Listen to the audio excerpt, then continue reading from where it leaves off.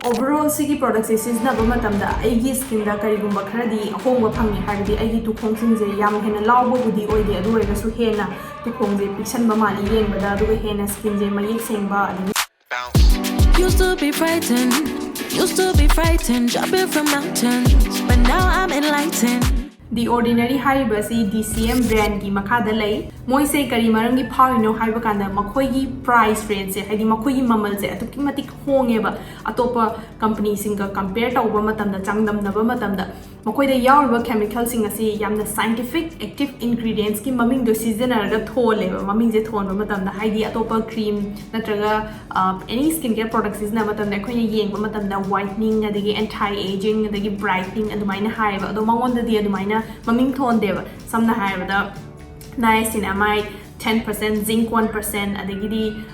magnesium ascorbyl phosphate kind adumain tholeba aduna yam hena skin care gi matang da chemicals sing do khangdaba miyoi gi damakta di khasitang chamam nagani aduga skin care gi matang da chemicals sa khangba mi gi damakta di adum yam nungai ba hai tare aduna mangonda yawriba ingredients chemicals sing je yamna transparent oina yam mayek seng na kam yawi haibidu hai aduna mar masina masi internationally yamna phawi magi mamal hongba topa sing de yengnabada aduga magi products sing je seasonal matamda result phangba effective oiba adu gidamakta haiba the ordinary haiba si phawba brand amani aduna ai sigi matangda product amamam tawraga ai review tawzage aina ngasi haijagadoriba product asi ordinary da yamna phawraba mayam yamna khangnaraba product ni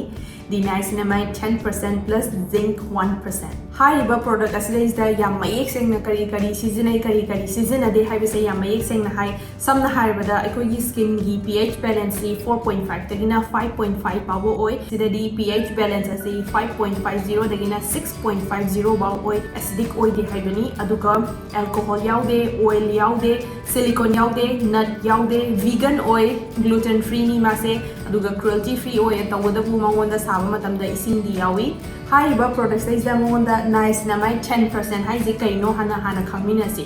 niacinamide hai si vitamin B3 gi form makhala mane ma se ekoina chanaba hawai changwai adigi karingba mana masing khar da su phangi haiba B3 as is synthetic form da lakpa matamda ma se ekoina skin care gi habdi serum moisturizer gumada on thoga seasonable haiba niacinamide sina ekoi skin da kai do haiba kan da ekoi skin gi mapan gi outer layer si mapan gan ka khat hanba adigi thoglaiba thawai se yam hena thokhandaba aduga tu khong si yengba khara piksanba ma thanba aduga yam maru oiba amna skin type loina bakta chanaba oi haiba chemical asi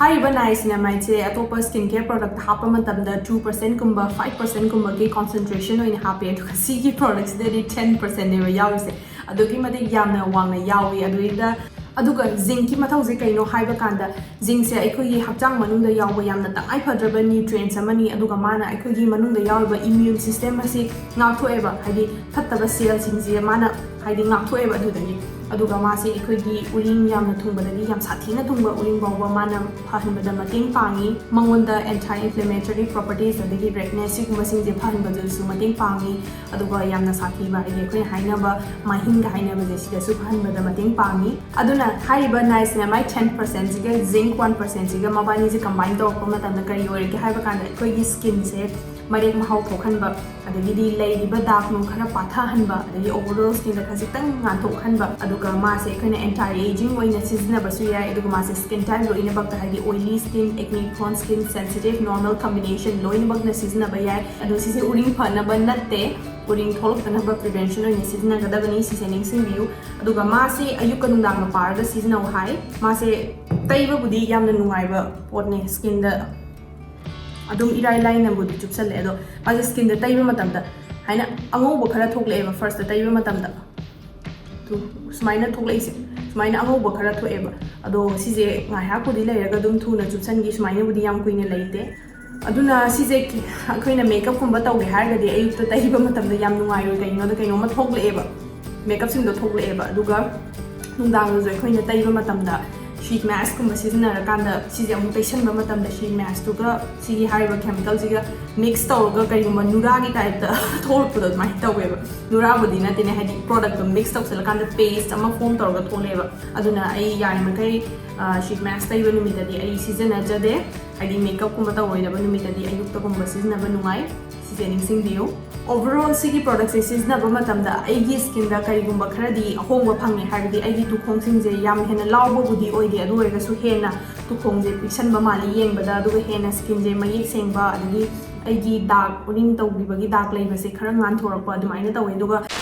aduga ordinary gi website che changba matamda active ingredients sing sigi mathau adagi mogi kanaba habidi ayuktana karamba season gani nungdangdana karamba season gani aduga hydration gina karamba season gani anti aging gi pigmentation gi sibuna chingba si moina fazana health oina guideline fazana pi maram aduna hena akupa marol khangba tarbazu ordinary gi website che changga loina pabi ba yagani kasigi video asi yengbada